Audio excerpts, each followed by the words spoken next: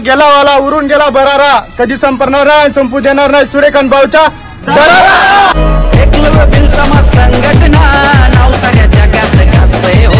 सुमित्राताईचा वाघ सूर्यकांत भाऊ त्यांचं नाव हो। तो देखावा आमच्यापाशी करू नका, आमचा राग परत त्याच चार पोलीस अधिकाऱ्यांवर आहे। कोणी अडवाला की कापलाय चला चला नादच धुळा हो। एखाद्याची तुम्हाला अटक करायची असेल तर कोर्टाची सुद्धा तुम्हाला परमिशन घ्यावी लागते। कोर्टात तुम्हाला सांगावं लागतं, बाबा आम्हाला 2 दिवस, 4 दिवस, 7 दिवस, 10 दिवस ह्याचा पीसीआर द्या। पीसीआर म्हणजे काय? Police custody remand. जीवोचा टावर आदिवासी पावर साऱ्याला माहित हो। ही गोष्ट झाल्याच्या नंतर तुम्ही त्या व्यक्तीची चौकशी करू शकता। चौकशी करणं म्हणजे काय? विचारपूस। तुम्ही तर आम्हाला विवस्त्र करायला लागले। विचार करा, जर तो टंट्या भिल जागा झाला, तो नाईक जागा झाला, तो बिरसा मुंडा जर जागा झाला तर आम्ही तुमचं काय काय व्यवस्था करू? कोणी अडवाला की कापलाय चला चला नादच धुळा हो। कोणी अडवाला की कापलाय चला चला नादच धुळा हो। आले आले गोष्ट साहेबांना सांगितली आम्ही। साहेब नाहीत तहसीलदार आहेत, ते सहजासहजी इथं आलेले नाहीत।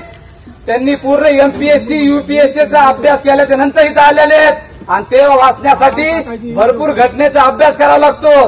कमीत कमी 10% तुम्हाला जनरल नॉलेज जर वाचायचं जरी असेल त्याच्यातलं 2 ते 3% तुम्हाला संविधान वाचावं लागतं। त्या संविधानामध्ये काय लिहिलेलं असतं? बाबा या भारत देशाचे चालक कुणी पण होऊ शकतं, ते या जिल्ह्याचा आमदार होऊ शकतो, तो या महाराष्ट्राचा मुख्यमंत्री देवेंद्र फडणवीस पण होऊ शकतो, ते भारत देशाचा पंतप्रधान नरेंद्र मोदी होऊ शकतो, पण या भारत देशाचा मालक आदिवासी राहणार आहे। कधी न माग सरला रण मैदानी कधी न हरला हो। इतिहासामध्ये एकलव्य नाव अमर झालंय हो। हे संविधान सांगतं।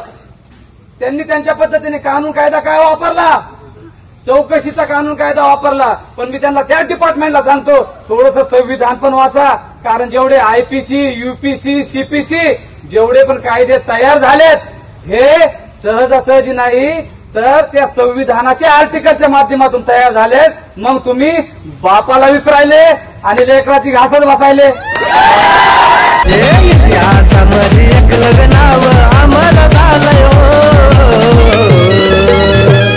कोणी अडवाला की कापलाय चला चला नादच धुळा हो।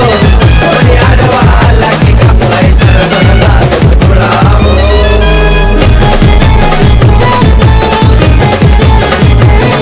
डिपार्टमेंटला पण माहिती आहे, पण डिपार्टमेंट आहे ग्रामपंचायत आहे। काय म्हणतो मी? ग्रामपंचायत। ग्रामपंचायतच्या नंतर येतं तहसील ऑफिस, त्याच्यानंतर येतं कलेक्टर ऑफिस, त्याच्यानंतर येतं महसूल खातं। यांना ती गोष्ट माहिती आहे, परंतु हे तुम्हाला नोटीस काय पाठवतात?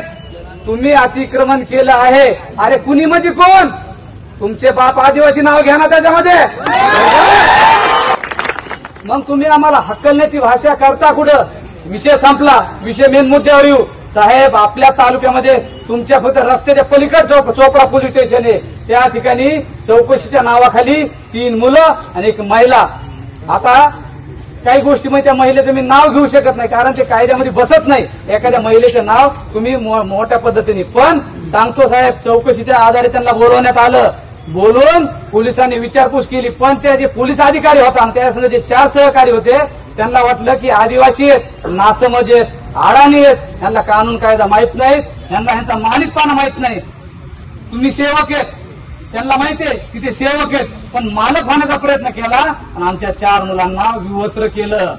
फक्त एवढ्यावरती थांबले नाही, तर त्या मुलांना विवस्त्र करून म्हणले तुम्ही तुमच्या अवयवाबरोबर खेळा।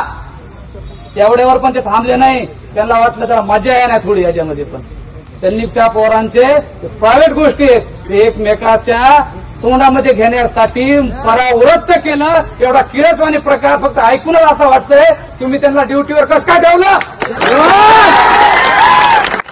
मला रिसर पद्धतीमध्ये जर एएसआयवर अन्याय झाला तर पीआय मदत करीन, पीआयवर अन्याय झाला तर डीवायएसपी मदत करीन, डीवायएसपीवर अन्याय झाला तर एसपी मदत करीन. पण हा सूर्यकांत पवार कोर्ट कचेरी या डाव्या हाताने उजव्या हाताने दोन्ही हाताने उकळून पेलेला माणूस आहे. त्याच्यामुळे ही भाषा करू नका. जे निलंबित आणि दुसरी गोष्ट पुढील जे 3 ते 4 प्रतिनिधी आहेत, पोलीस अधिकारी आहेत, त्यांचे नावं ह्यांनी आपल्याला सांगितलेले नाहीत. कारण ती महत्वाची गोष्ट नाही. पोलीस डिपार्टमेंटला माहिती आहे त्या टायमात ड्युटीला कोण होते. त्या पोलीस अधिकाऱ्याबरोबर जे अजून 3 ते 4 अधिकारी होते ते जर निलंबित झाले नाही तर मी एसपी साहेबापासून डीवायएसपी साहेबापासून पीआय पर्यंत मी रिट पिटिशन दाखल करून सगळ्याच्या नोकऱ्या खाऊन टाकीन. कारण आदिवासी म्हटलं की हे आपले कोण झाले, सेवक. काय तुम्ही त्या अधिकाऱ्यांना अरे बाबा तुमच्या डिपार्टमेंट मधून विरोध झाला पाहिजे, निलंबित नाही कायमचं सस्पेंड घरी.